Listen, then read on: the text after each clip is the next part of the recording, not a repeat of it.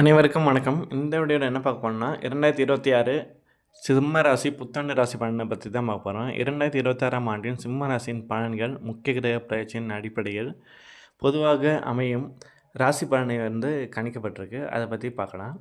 இதனால் 2026ல் சிம்ம ராசியோட தொழில் மற்றும் உத்தியோகம் எப்படி இருக்குன்னு சொல்லி பார்க்கலாம். 2026ஆம் ஆண்டு உங்கள் தொழிலில் மிக சிறந்த ஆண்டாக அமையும். குருவின் சுப பலன்களால் குறிப்பாக ஆண்டின் பிற்பகுதியில் அதிகாரப்பூர்வ அங்கீகாரம், பதவி உயர்வுகள் மற்றும் லாபகரமான தலைமை பொறுப்புகள் பெற வாய்ப்புள்ளது. பணியிடத்தில் உங்கள் வேலைகளை முன்கூட்டியே திட்டமிட்டு முடிப்பதன் மூலம் நற்பெயரை பெறுவீர்கள்.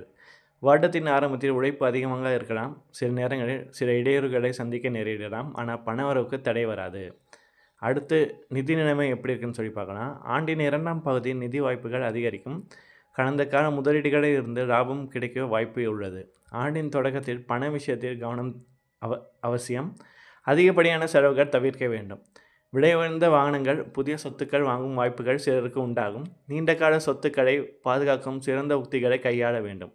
அடுத்து திருமண வாழ்க்கை, காதல் வாழ்க்கை 2026 சிம்ம ராசிக்கு எப்படி இருக்குன்னா, திருமண வாழ்வில் ராகுவின் தாக்கம் காரணமாக பொறுமை மற்றும் நம்பிக்கை அவசியம். கணவன் மனைவியிடையே இருந்த பிரச்சனைகள் நீங்கி அந்யோன்யம் அதிகரிக்கும்.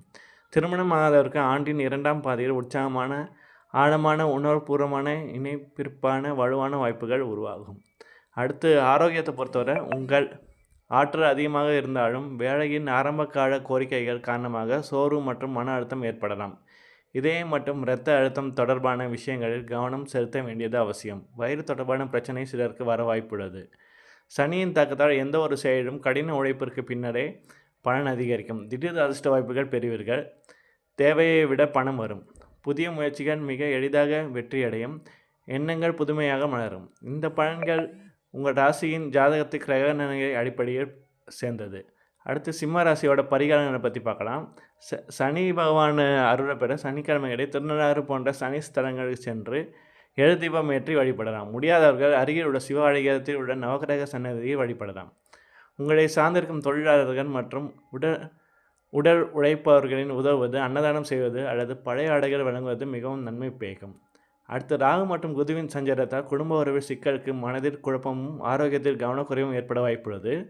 இதனால் கேதுவின் சஞ்சாரம் உங்கள் ராசிக்கு ஜென்மத்தில் இருப்பதால் கேதுக்குரிய தலமான கீழம் பெரும்பள்ளம் சென்று வருவது அல்லது செவ்வாய்க்கிழமைகளில் விநாயகரை அருகம்புல் அர்ச்சனை செய்வது நல்லது.